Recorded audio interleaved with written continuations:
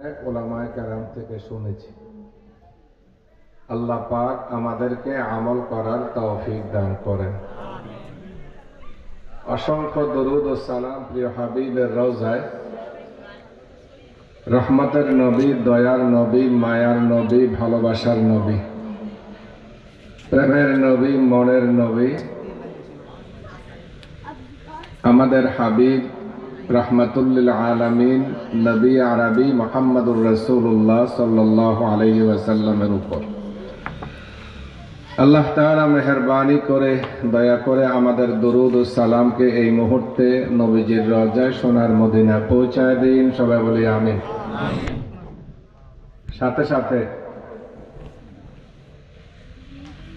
যেখানে যে মাঠে বসে আলোচনা হচ্ছে, পাশে যারা শোয়া আছেন, বিশেষ করে আমার দাদা দাদি সহ জ্যাঠা জেঠি, চাচা চাচি, আব্বা আম্মা, জ্যাঠাতো ভাই ভাবি, চাচাতো ভাই তার বউ অথবা সন্তানাদি যারা আত্মীয় স্বজন পাশে শোয়া আছেন,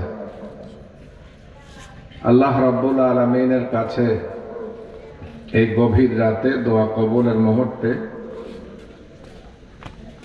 তাদের কোনো না কোনোভাবে নিকটাত্মীয় হওয়ার সুবাদে আল্লাহর কাছে একান্তভাবে চাই, আল্লাহ রাব্বুল আলামিন তাদের সবার জীবনের গুনাহগুলোকে মাফ করে দেন। অন্ধকার কবরে শোয়া আছেন, আল্লাহ আলোকিত করে দেন। দুনিয়ার পোশাকে আমরা শোয়াইছি, আল্লাহ জান্নাতের পোশাক পরিধান করে দেন। চোখের দৃষ্টি যতটুকুন যায় কবরগুলোকে প্রশস্ত করে দেন। দুনিয়াতে যারা আছেন আল্লাহ পাক তাদেরকে হেফাজত করেন।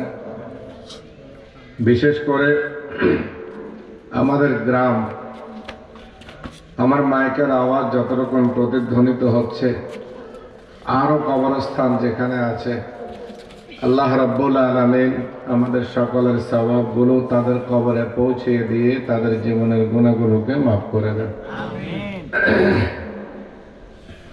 আমরা যারা এখনো দুনিয়া আছি,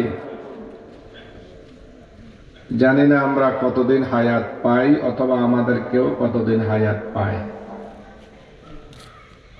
মাপ পাওয়ার মতো আমল করে আল্লাহ পাক কবরে যাওয়ার তৌফিক দান করেন। সে হায়াত চাই যে হায়াতে ঈমান থাকবে, সে হায়াত চাই যে হায়াতে আমল থাকবে, সে হায়াত দরকার নাই যে হায়াতে ঈমান এবং আমল নাই।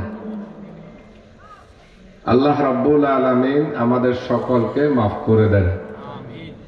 আল্লাহ পাক আমাদের সবাইকে ক্ষমা করে দেন, বিপদ আপদ থেকে উদ্ধার করেন, পেরেশানি থেকে হেফাজত করেন, জালেমের জুলুম থেকে হেফাজত করেন, হিংসুকের হিংসা থেকে হেফাজত করেন, হাসেদের হাসাদ থেকে হেফাজত করেন, আসমানি দুনিয়াবি বালা মুসিবত থেকে হেফাজত করেন, অপরের অনিষ্টতা থেকে হেফাজত করেন, শয়তানের ধোঁকা থেকে আমাদেরকে হেফাজত করেন, বিমার আমার থেকে আমাদেরকে হেফাজত করেন, ঋণের বোঝা বহন করা থেকে আল্লাহ পাক আমাদেরকে হেফাজত করেন, বদ্দিন হওয়া থেকে আল্লাহ তাআলা আমাদেরকে হেফাজত করেন, বেঈমান হওয়া থেকে আল্লাহ পাক আমাদেরকে হেফাজত করেন।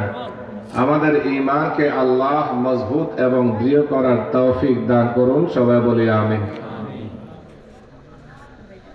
মুহতারাম হাজিরিন, আজকে